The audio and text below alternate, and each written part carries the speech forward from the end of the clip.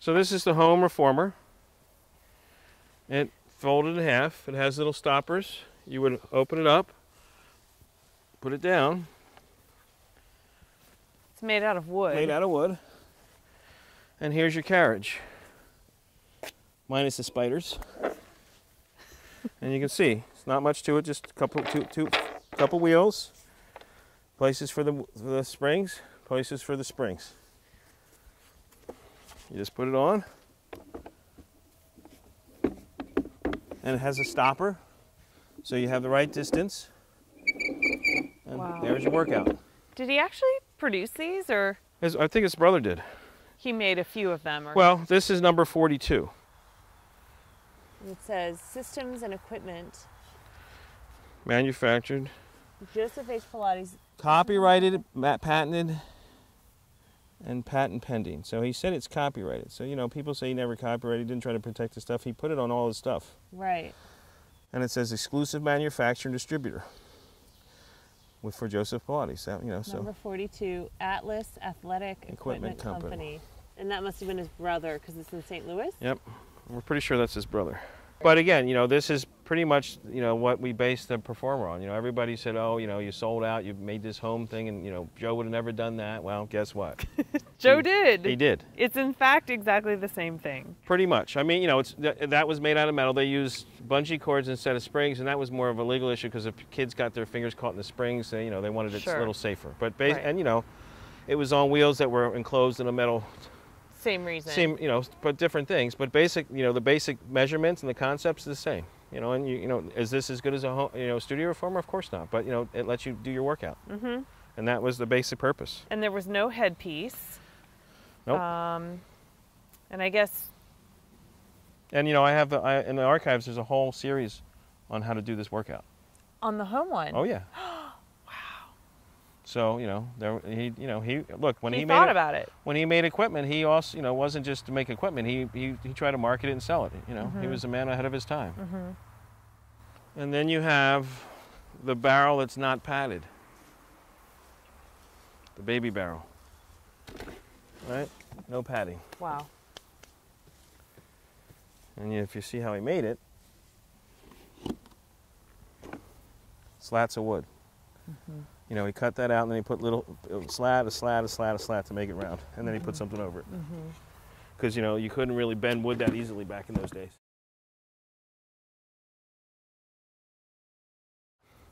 And this is the push-through bar, right? Here's the hole for the chin. For the chin thing. You'd put that right in there and it would just stay, right? Because that's one of the reasons why it was so thick. In that area. Because it would just fit in there and then it wouldn't slide out. People always wonder why, because some manufacturers has made this bar completely round. Right. And I know Romana, when I was training with her, we would put our feet on the center thing for a bunch of things. But that's interesting to know that. Right. But that's what it's for. Yeah. That's the main reason. And, you know, a lot of people make it a lot thicker and fatter. It's, you know, basically, remember I said he had the lathe?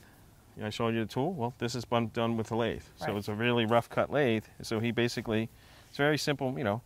Cut it, you know, put the wedge and put the wedge, put it together here, and then you're ready to go. And that's exactly how we made them. Yeah. Well, this is the magic circle, and you can see this is a 4-band. So it's a little firm. Okay, so remember, you know, each band, there's a hole, you basically put it around, drilled a hole, and this is put in with a rivet, and then a screw to hold these in. So he riveted it closed, and drilled holes for the screws to put the handles in. And, you know, they're wood handles, real simple. And just, you know, that's what it was. So if you wanted a lighter, problem is if it was when you had 2, and people would do this, they would bend, and then they would stay bent. So usually 3 or 4 was the size that you would use. You had to, like, put it between your legs. But, like, 4 is very, you know, I mean, it's, you can get there, but it's kind of hard. So here's the bench mat, and if you look, there's hooks to hook the straps underneath. And here's again, there's the Atlas exercise, and this is number 75. I think it's 75. Yeah. That's 70. Yeah, 75. And flip. And there's your bench mat. So you could even have low, you know, and that's where the high mat came from. Wow. Right? So the high mat is really, you know, the bench mat. Okay. So here's the reformer. Oh, it's good and heavy. That's solid.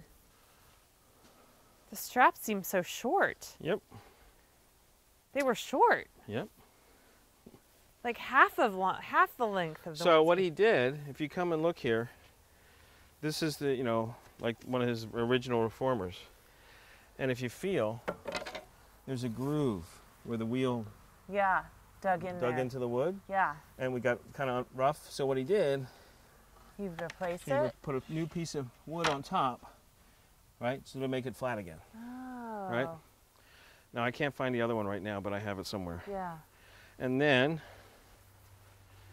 here's the design, not anything crazy. Just some hooks. Wheels and hooks. Just like a trolley you would move your furniture with. Yep. And there we go. Now the only problem is that made it stick higher up because it added a piece of wood. So if you take it off, you can see on this side it's almost flush. Oh, I see. So I'm going to go like this. Oh, and then you put this here. There we go. There's the piece. And so that was the color. Right. So that was the color. And here it was just a round flange that you would use anywhere, right? Yeah. And then what I did is when I made them, and I reproduced this, because I had this reproduced, because this was on his, I put the piece here to put the lock on. Now Grouts has that, but they didn't have it before. Okay, yeah. So I put that there, and then I also put a piece here so that it would block it so it wouldn't go in any farther. Yeah. And the lock was to prevent the bar from falling That's right.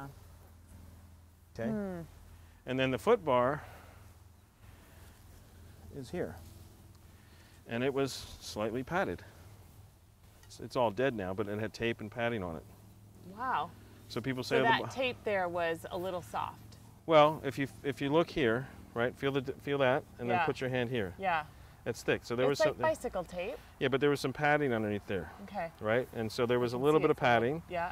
And this would sit right here on those little flanges. There was just two little flanges, and then this bar. Yep. This hooked onto here. And that's what sat into the. And there we go. You just do this. There's your bar. And he had, looks like he had one height. And then it was, he tried one height and didn't work because this is the one that was used all the time. This one you can see it's painted over, it wasn't used. So that was really the height he used. He didn't have two heights. Right. And that would go just like that. So that's the height. Because people say, oh, the foot bar shouldn't be padded. Well, he added it padded a little bit, and then they'd have the rubber pads on top of that. And you have your two hooks here for your foot strap. So down here where the foot bar would you can see the grooves. Sit on the edge. It just cut into the wood and made a groove there. And see, if you notice what colors it painted? Silver. So people are like, oh, he made it out of aluminum. No, he just painted it silver to make it look like it was metal. Yeah. Because that's the way I found it. That's great. And then if you look here, here's another of this is his model. This is his plaque, and it says Pilates Universal Reformer Model K, number 168. Pilates Universal Gymnasium Company, New York, London, Berlin, and Paris. Made in the USA. Patents. So he was very protective of his stuff. So if you pull that out, let me see. And see, there's one here for the hook, and there's one here for that. So if you look here, right, and then you bring this here, there we go. That's it. That's it. And then here's the box. That's the color. And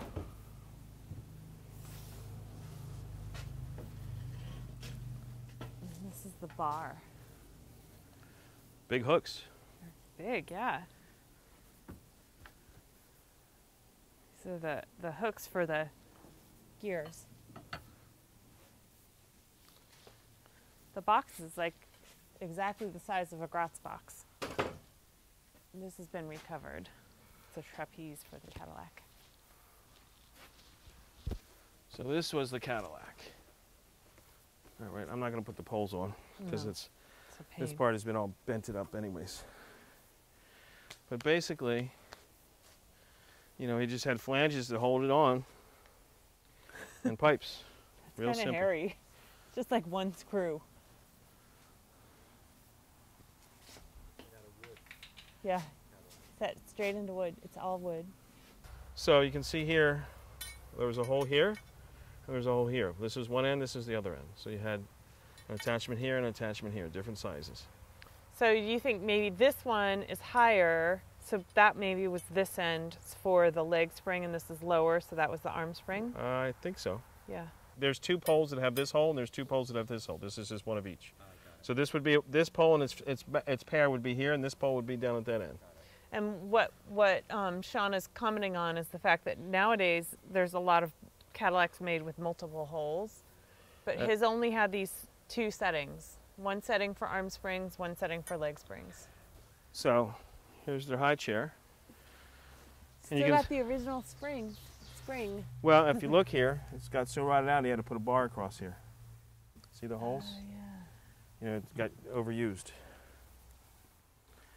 And you can see that this was a chair, and then he added this to it. Right? Yep. So this is kind of a... This was the original. I mean, if you look at this, this was really one of his chairs. Right? Yeah. And then he put this on top to be able to do all the other stuff. So I'll show you what Sean was talking about in the back. He put this bar here to hook the springs to because the original hole for the hook is so overused and got loose that it just, you know, it stripped it out. You couldn't use it anymore. And interesting, if you look here, look what he's got. He's got a hook in the center. Oh. There's also a hook in the center. For 3 springs? Yeah. Or to put one in the center.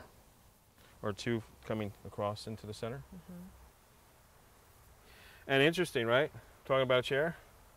What are these? That's the base of the chair. Base of the chair, so that you could slide the chair. Right? So that right. So when it was functioning as a chair in your house. Right, you'd flip it down and you could slide it around. Right.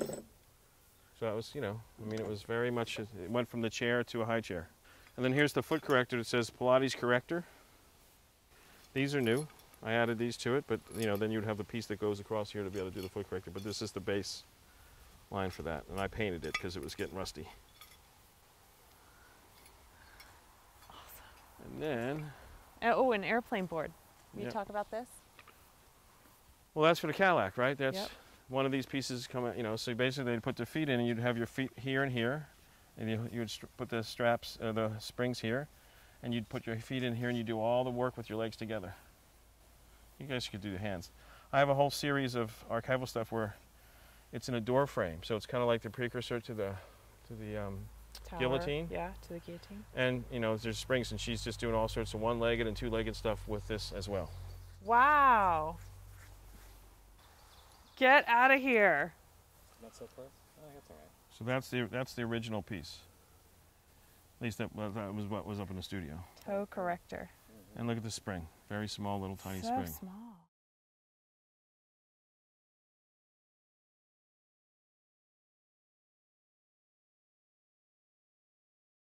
Basically, this was the neck corrector. This was the baby chair before it was a baby chair. It was just a chair. And if you look, now I've reupholstered it so it doesn't move. But if you look here, this moves forward. This, if I take this off, this will go forward and back. Just about like this far. Right. So that's where that you can see it has the a little movement came from. That's where that movement came from. And did it have springs attached to it? This is the way I found it. I mean, I've reupholstered it. You know, we put new vinyl on it, but basically this is the way it was. There was no hole for springs. It was just a chair. No, it was just a chair. So what would be the purpose of the forward and back? Because when you would sit, it would go. You know, you can come. You know, I'm not really sure. I think it was to be able to have a chair that would go. You know, have a little bit of when you sit back would lean back a little bit for you, and then you could sit up tall. I guess I'm not sure. Maybe there was something you stuck in there. Right, but you can see he made like a little wedge to lock it in place, and you know they're hand cut. These are all hand cut, so he definitely made it by hand. That's fascinating. You know, and there's not much to it. Now the difference is if you look here, right? Here's this. So this was a wing nut. Here I got it. So it's a wing nut. So you could tighten or loosen it, right? So you could make it so that it could be very loose, or you could adjust where that seat would go. Oh, and then you could keep it there. That's right. Okay, I so think. you could adjust it to whatever you're Right. How you wanted that wanted person to keep sit. it. Right. You know, sitting up taller or sitting lean back, you can adjust it. I think. That's my understanding. You know, that's the best I can come up with. This was to be able to, you'd be, you know, hang out in the studio and be Sitting in sitting, you know. Does it have wheels on the bottom? This so one. you could roll it around or something? Yes. Yeah. You could have little books Right, and yep. things. You can have your books and your little chair. I like it. And then I have a couple of these. That's really cool. I have to look again, like there are pictures right in here of stuff that we just pulled out of there. So here's that's the reformer. So that old picture that everybody sees, and it's painted silver. It's got. Just like If that. you look here, you can see the wood trim. It's the same exact thing. But if you look, like see the little silver line? There's the silver line. Everything's the same. Yeah. One of these three is right there. Wow. Well, I just wanted to say thank you, Sean, for showing us all this amazing treasure trove of Pilates history. We'll be back tomorrow for some work on the studio and fun stuff there, but this is just amazing. We're going to put it all away so it doesn't get rained on. Well, it's been great. You know, it's nice to show it. You know, it's at some point we'll have the studio set up, and you'll be able to people come and work out and see the old stuff and enjoy both parts of it. And again, most of this stuff, it needs to be cleaned up, but it's in great shape. Yeah. I mean, it's it really is in 70 perfect years old condition. and it's still in good shape. You may need to. We're going to redo the vinyl. The question is, do we redo everything or leave it the way it is? That's a tough question, right? If we're not going to use it, I may just leave it and say that's the way. That's the way. Yeah, just clean it up and wipe it off. That's what it looked like. That's what I would do. Yeah.